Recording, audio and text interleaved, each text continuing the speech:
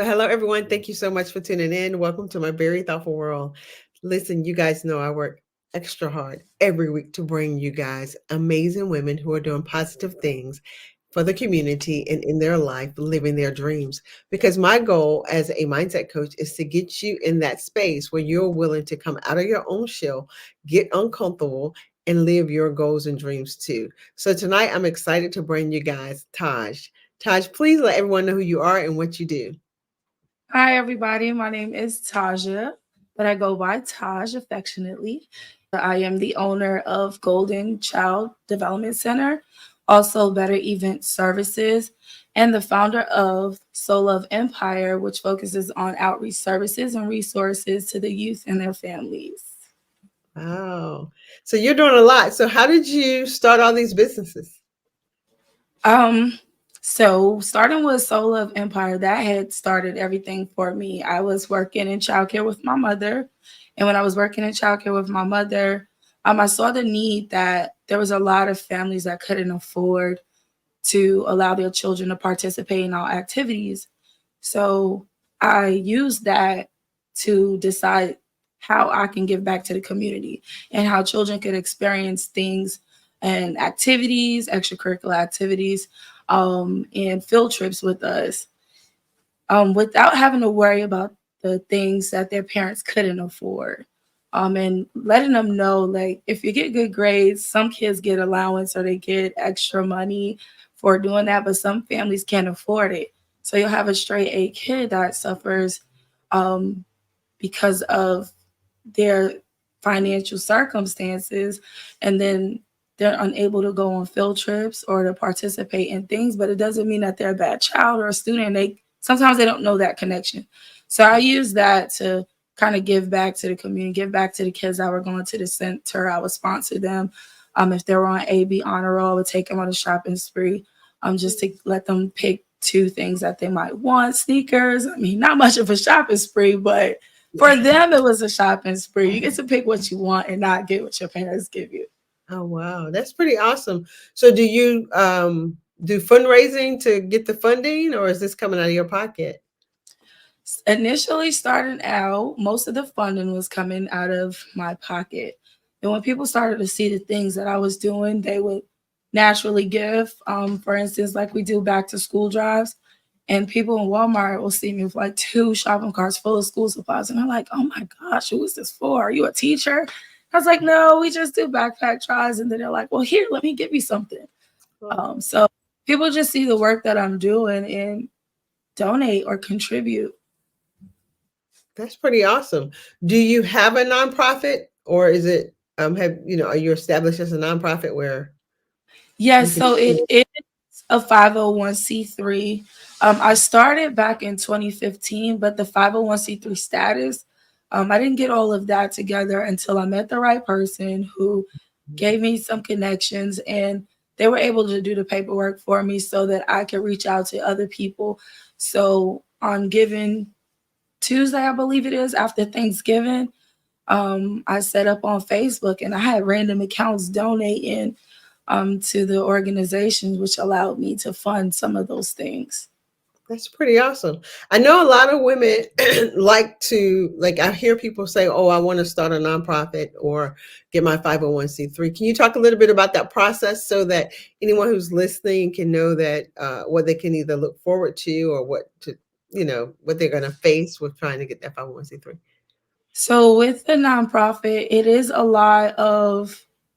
um, it is a lot of hard work put into that. You do have to invest your own money, and it takes a while before you get to see a return of like just your natural fundraising doing it. Um, you have to learn like the structure of it. One of the things that I did learn with having a nonprofit, getting a board, and having people to, because our hearts are in it. So Yeah. sometimes we might overdo it with the budget, and then you have your board to kind of get you together and say, "Hey, let's dial back a little bit because you're depleting the funds, and then we're gonna have to start from ground zero."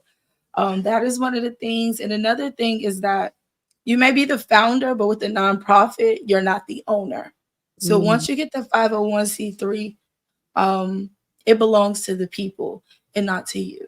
And that in itself had drove me to encouraged me to start a for profit Okay. versus doing my nonprofit, because I wanted something that I actually owned, but I was okay with being a founder of a good cause.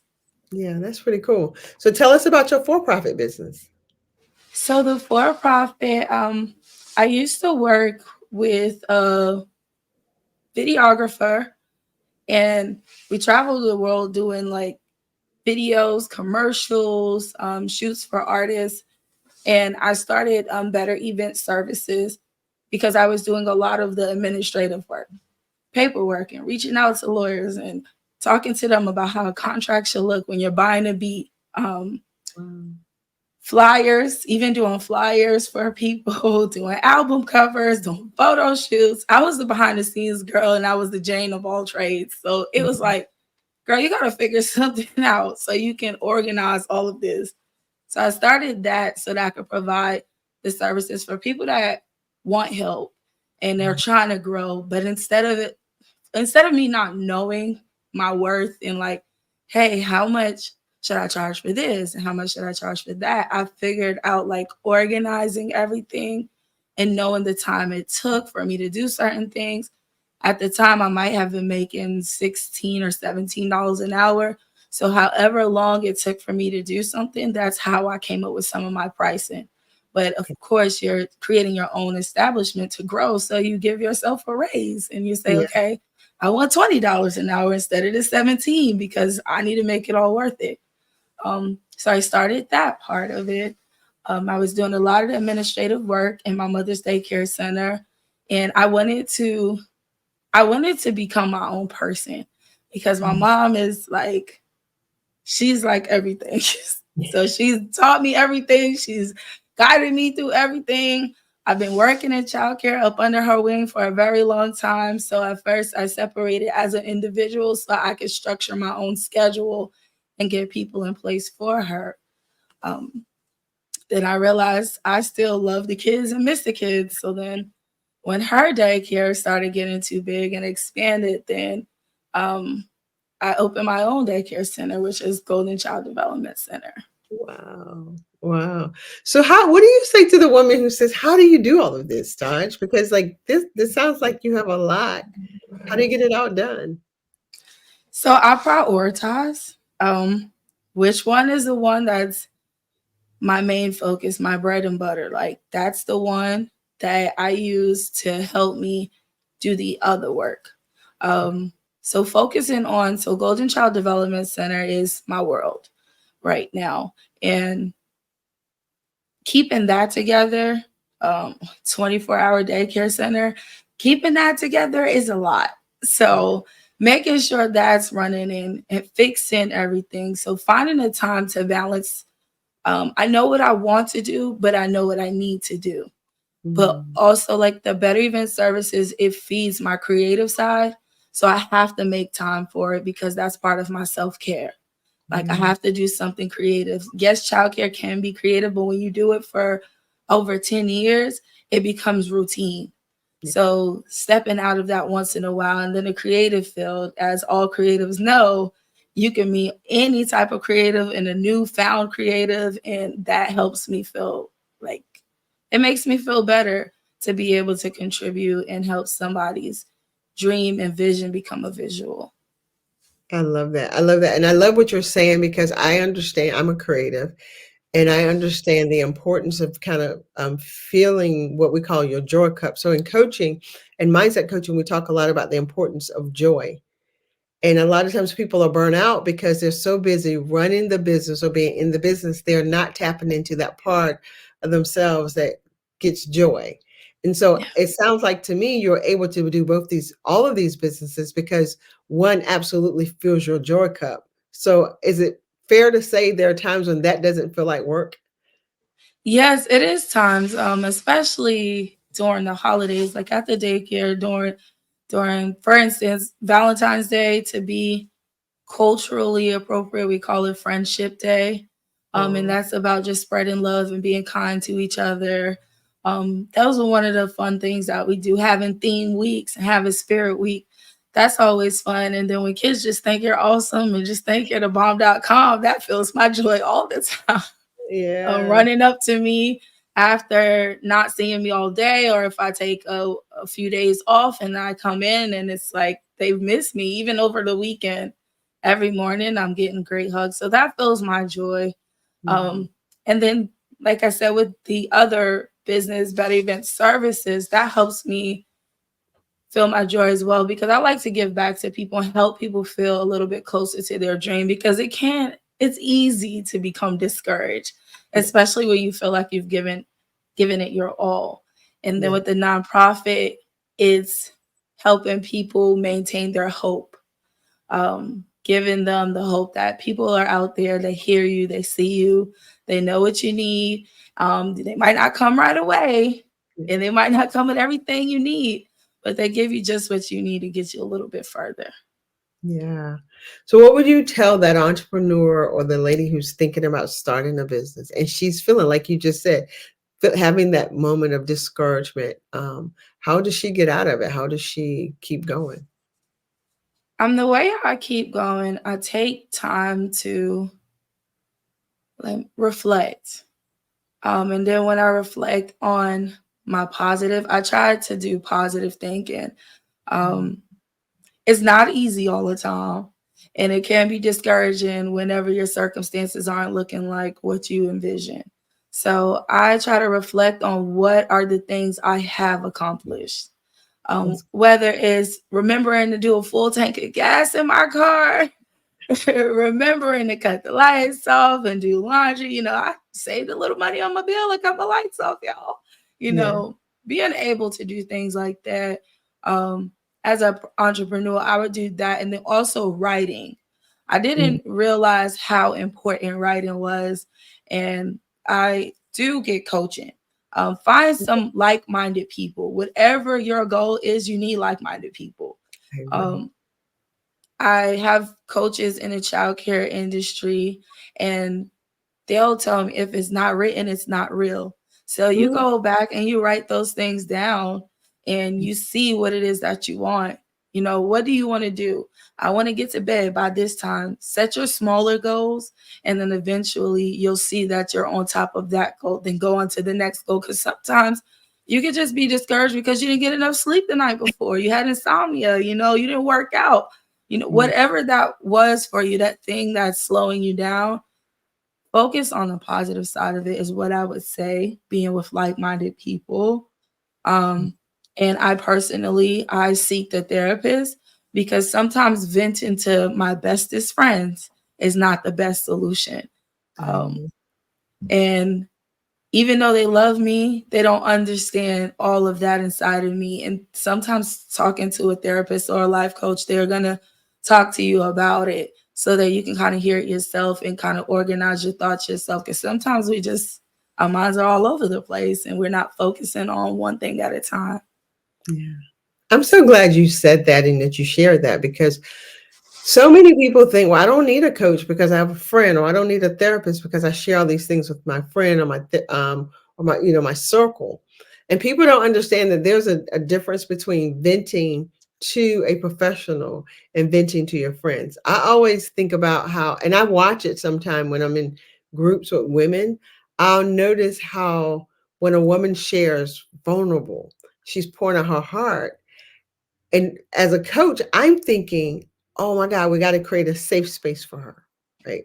We have to make sure that they feel seen and heard in this moment because our pain has to be witnessed. Even if our pain is frustration, even if it's just like, I'm so tired, like this is, it has to be Yeah. witnessed so that we can kind of move through it.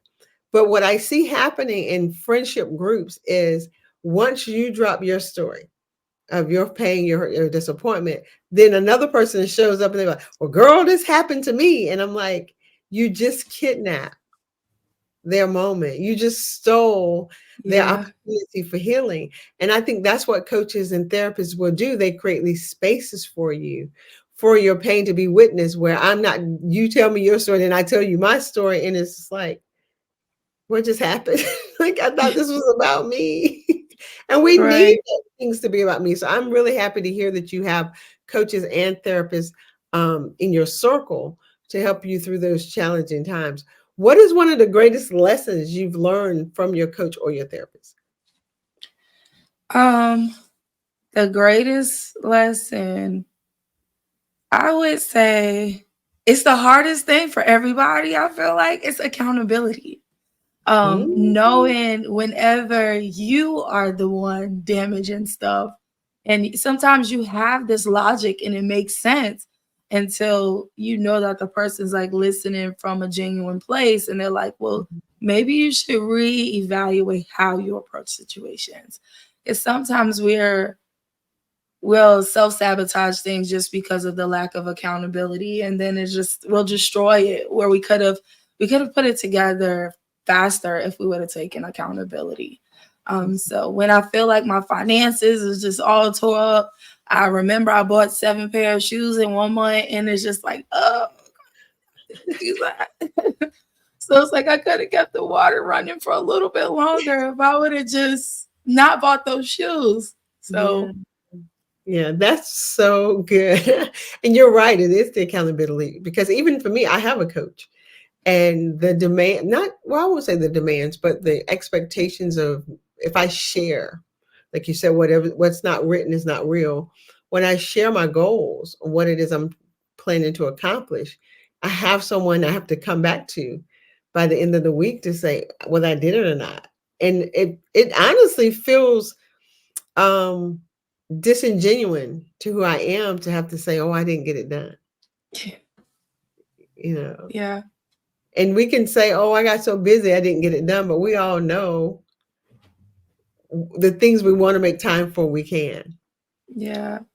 Yeah. And so that's why I really push so hard to get these women to show up for themselves because oftentimes we'll show up for our children, we'll show up for our spouses, we'll show up for our Yes. parents, but we won't show up for ourselves. No, and that was the thing that one of the coaches kept on like instilling in me. They're like, it's a challenge when you're talking to a young woman about her mom.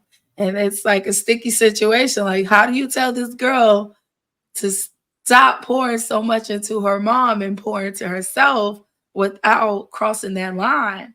Yeah. Um, and they've been very gentle about the situation, and it's nothing hard, or it's not taken personally or ill-willed. It's just that it's all you know. Mhm. So until somebody teaches you a new rhythm, a rhyme, a reason, and it makes sense to you, then you're like, okay, I'm not really taken away from my mom, I'm actually just balancing correctly. I'm not Yeah. taken away from my loved ones. I do need to take care of myself 100% so I can fill other people's cups, because I'm becoming empty, filling everybody up when my cup is half empty versus half full.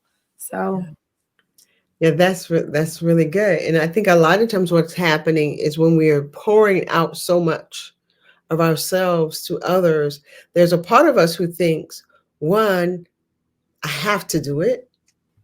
Two, we've been kind of conditioned to feel bad if we're not, yeah, or we think this is some form of love. And well, they're like you said, they're my mom, they're my dad, they're my this person. They hold these positions in our life, and it's it's as though for years we haven't been allowed to have boundaries to say, yes, I can do this amount for you because I got to do this amount for me. yeah, I can't leave this amount for me because I've given this amount to you. And yeah. And then, having that part to fill ourselves so we can serve from our fullness and not from the emptiness that's left. yes, that's a challenge every day, because once you've had that habit for so long, sometimes you don't even realize when you're doing it. And Yeah. that creates that burnout sometimes. But when you get it to a place when you realize it and you finally take that break, you feel so much better.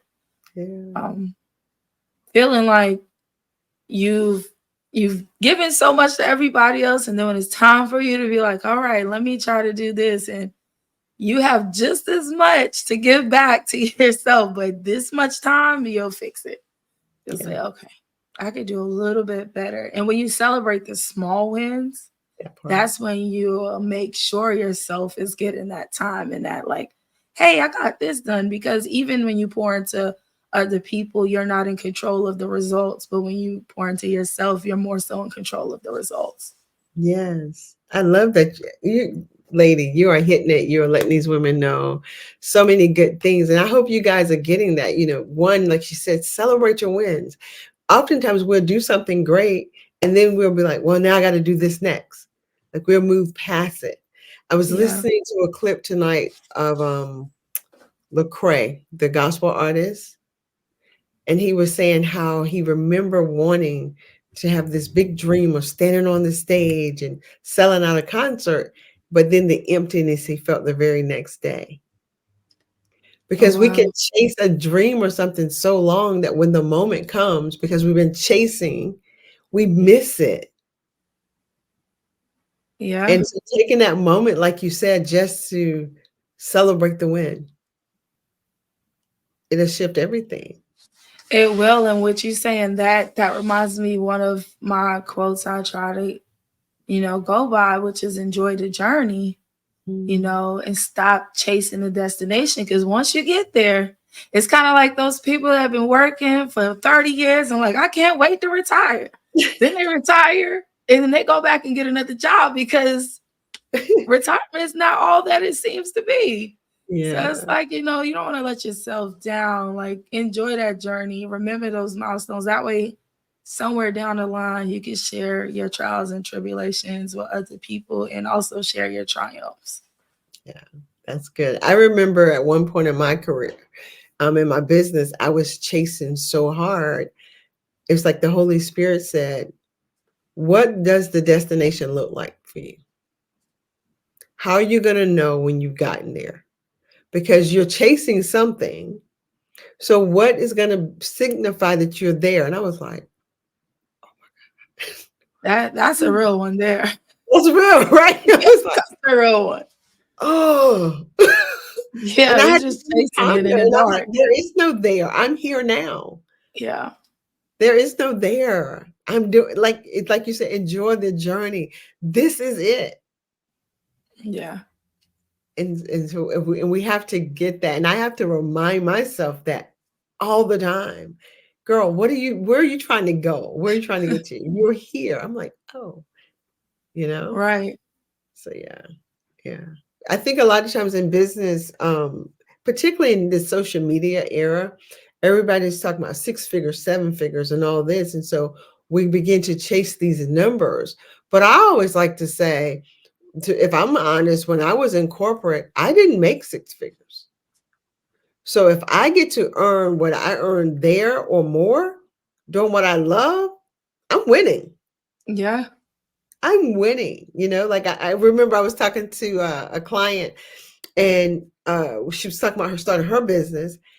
And she was like, well, everything is going so slow. I was like, yeah, but it's Tuesday and we both just woke up from naps. She's like, right? Like maybe right now the business isn't doing what we think.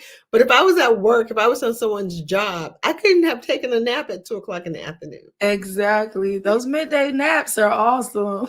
Yeah, and the fact that we can give ourselves so we like you said, Yeah. we gotta celebrate the wins, we gotta enjoy the journey. We have to find the little things on the journey to keep us going instead of thinking that this destination is something or some object that we're gonna have to solidify Yeah. our success. And as a entrepreneur, a young entrepreneur, a fresh entrepreneur, I would definitely encourage other entrepreneurs or women going to embark on this journey to take make it your business to have a social media fast. Because Mm, sometimes that can be very crippling to where you want to be. Because remember, social media is what I want you to see and not what you need to see.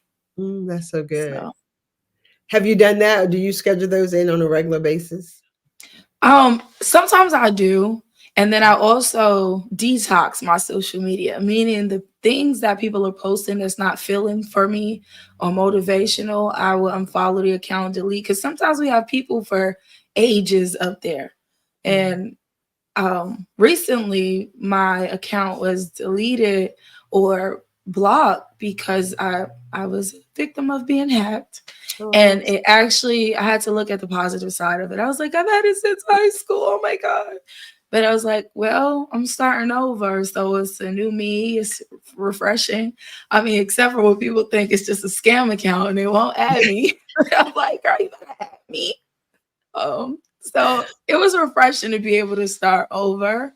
I yeah, do make time for it because it can, that scroll, especially on TikTok, that scroll is very lethal.